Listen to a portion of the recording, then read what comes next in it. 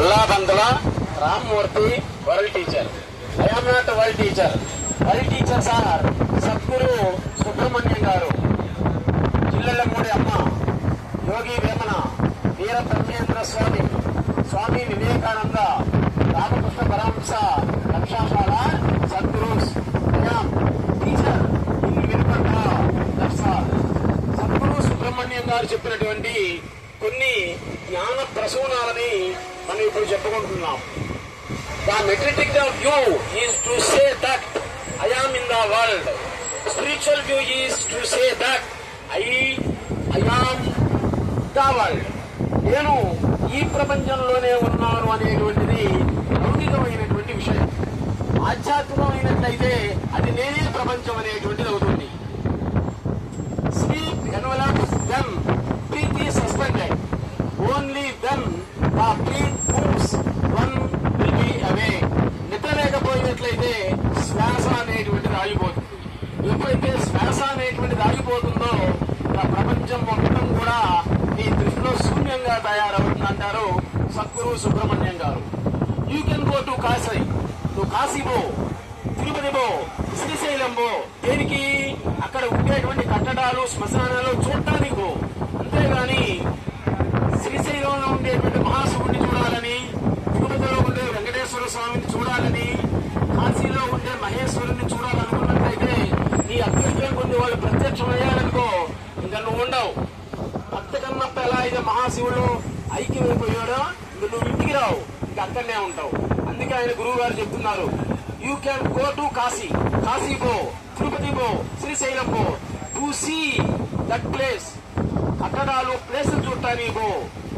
Not for the Vishweshwara, Venkateshwara వాళ్ళ కోసం పోవద్దు అంటున్నారు గురువు గారు. If one in body it is the bondage.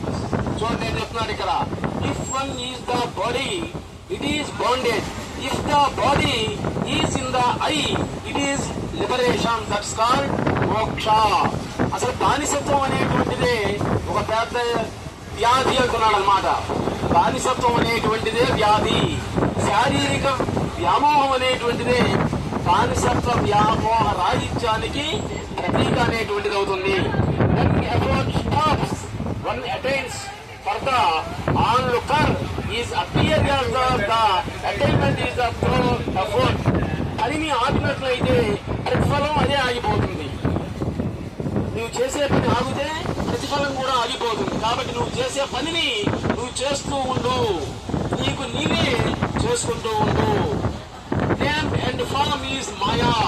చూడండి నేను చెప్తున్నాను, నేమ్ అండ్ ఫామ్ ఈజ్ మాయా. పేరు ప్రతిష్టలు అనేటువంటిది ఒక మాయ అని చెప్తుంటారు. ఈ సద్గురు సుబ్రహ్మణ్యం గారు శ్రీకాళహస్తిలో నడిచేటువంటి దైవం, మాట్లాడేటువంటి దైవాత్మ సందేహం లేదు. అసలు ఈయనకి ఈ దైవ శక్తులు మంత్రబలం అనేటువంటిది ఎలా వచ్చింది? ఆయన స్కూల్ టీచర్, ఆయన సామాన్యమైన స్కూల్ టీచర్. ఈ రోజు ఆయన విశ్వగురు అయ్యారు. ఎలా వచ్చాయి అంటే దానికో చరిత్ర ఉంది. వీరబ్రహ్మేంద్ర స్వామి మనం చూడలేదు కానీ విన్నాం.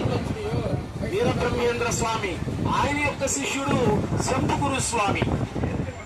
శంభుగురు స్వామి ఇక్కడ నెల్లూరు జిల్లాలో జరిగినటువంటిది జాగ్రత్తగా వినండి. నెల్లూరు జిల్లాలో సంగమేశ్వరం దగ్గర సూరాయపాలెం అనేటువంటి ఒక చిన్న పల్లెటూరు ఉంది. ఆ సూరాయపాలెనికి ఒక వీరయ్య అనే అతని బాబా అనాథ బాలుడు ఎక్కడి నుంచి వచ్చాడు. 10-15 సంవత్సరాల పిల్లవాడు. మాటలు కూడా రావు, సరిగ్గా రావు మాటలు, చదువు రాదు, ఏలుముద్రే అన్నమాట. 15-16 సంవత్సరాలు చదువు సంధ్యలు లేవు. ఊళ్ళో వాళ్ళందరూ కూడా పాపం ఎక్కడి నుంచో ఒక అనాథ బాలుడు మన ఊరు వచ్చాడు అని ఆ పిల్లవాడికి అన్నం పెట్టి పాపం పోషిస్తూ ఉన్నారు. ఆ పిల్లవాడు ఏమడుగుతున్నాడు, నాకేదైనా పని చెప్పండి, ఊరికి అన్నం తినడం బాగలేదన్నాడు. అప్పుడు ఆ ఊర్లో ఉండేటువంటి సోదరులు అమ్మాసందరూ ఏం చేశారంటే, మరి మాకు ఆవులు, మేకలు, గేదెలు ఉన్నాయి, అవి కాయమన్నారు. చూడండి, ఆవులు, మేకలు, గేదెలు కాసేటువంటి వాడు అతని ప్రతిరోజు కొండ మీదకి వెళ్ళి ఆవుల్ని కాసుకుంటూ ఉన్నాడు. ఒకసారి మహారణ్యంలో ఆవులు, గేదెలు కాసుకుంటూ ఉంటున్నట్లయితే ఆ సమయంలో అక్కడ చెట్టుకుంటే ఒక సమాధి ఉంది. జాగ్రత్తగా వెళ్ళండి, ఒక సమాధి ఉంది. ఆ ఆవులని దూరంగా వదిలిపెట్టి ఆ సమాధి దగ్గర కూర్చున్నాడు. పాపం అన్నం తింటున్నాడు. ఆ దివ్య తేజస్సు అనేటువంటిది బయటకు వచ్చింది. మహాసర్పం చూడండి ఎంత విచిత్రమైనటువంటిదో. మహాసర్పం అనేటువంటిదే బయటకు వచ్చింది. భయపడ్డారు. ఎవరికైనా పాములు చూస్తే భయం, పరిగెత్తాడు. ఆవులు పరిగెత్తాయి, ఈయన పరిగెత్తున్నాడు. ఇంకా ఈయనమాట ఆగు ఆగు ఆగు అంటూ ఉన్నదన్నమాట. ఆగరా ఆగరా అంటూ ఉంది. సగం దూరం తరుగుకోపోయింది. చుట్టూ కూడా ఇలాంటి మొత్తం కూడా అరణ్యాలు అంతవరకు పోయిందనమాట. ఆ సర్పం అక్కడికి పోయిన తర్వాత మానవ రూపాన్ని ధరించింది. ఎంత విచిత్రమో చూడండి.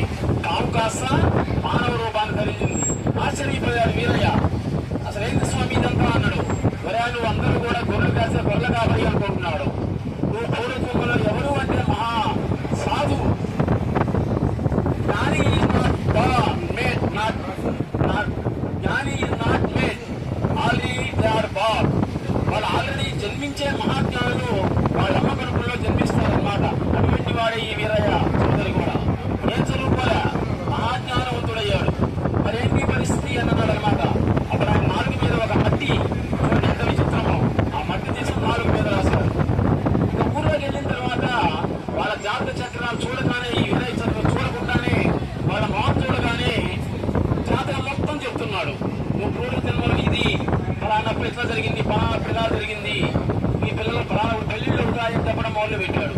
ఎవరికైనా పాలు కానీ తేలు కానీ కురితే ఈయన దగ్గరికి వచ్చి ఆ మట్టి తీసుకొని రాయగానే పోవడం అనేటువంటిది జరిగింది. వీరయ్య ఏదలు కాసినటువంటి పశువులు నీకు ఎలా వచ్చాయి అంటే అప్పుడు ఆయన ఏమన్నాడు, మా గురువు గారైనటువంటి శంభు గురు స్వామి దయ వల్ల అన్నాడు. అంత ఆశ్చర్యపోయారు ఆ సూరాయపాలెంలో. ఆ శంభు గురు స్వామి అని అతని సమాధి, జీవ సమాధి 500 సంవత్సరాలు అయింది అప్పటికి. చూడండి అంత విచిత్రమో. 500 సంవత్సరాలు అయింది జీవ సమాధి. 500 సంవత్సరాల క్రితం చనిపోయినటువంటి వాడు మేమే చూడలే, నీకు మంత్రం ఉద్దేశించి వీడు చెప్పేంత ఒట్టిది అన్నారు అందరూ. ఎవరు నమ్మలే. ఆయన ఏం కనిపించాడు. బతుకలు పెరిగిందన్నమాట వీరయ్యలో. రాంటి చూపిస్తానన్నాడు. పోయారు, సమాధి తవ్వారు. జరిగిందేనండి.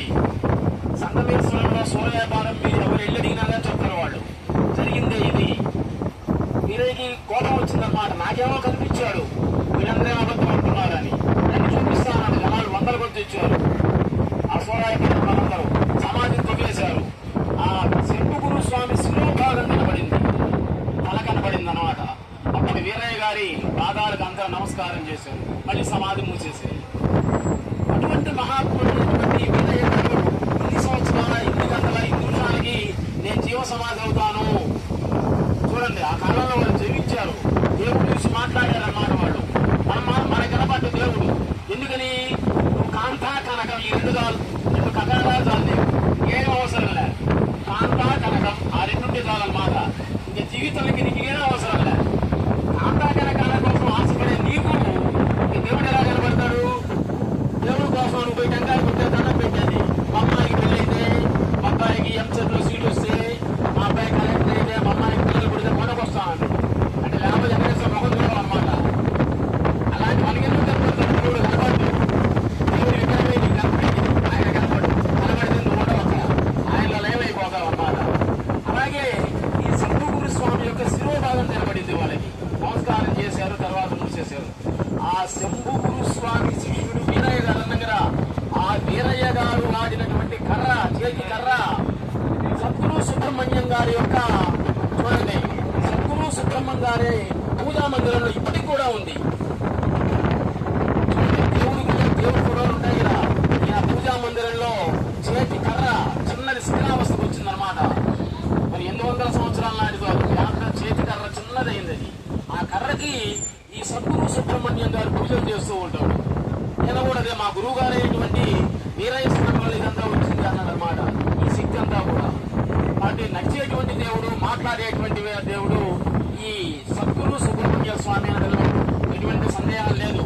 ఎవరికి ఎటువంటి సమస్యలున్నా కానీ, శారీరక, మానసిక, ఆర్థిక సమస్యలు ఉన్నట్లయితే శ్రీకాళహస్తి వెళ్ళి సద్గురు సుబ్రహ్మణ్యం గారు దర్శించినట్లయితే ఆయనతో మాట్లాడితే మీకున్నటువంటి సమస్యలన్నీ పోతాయి.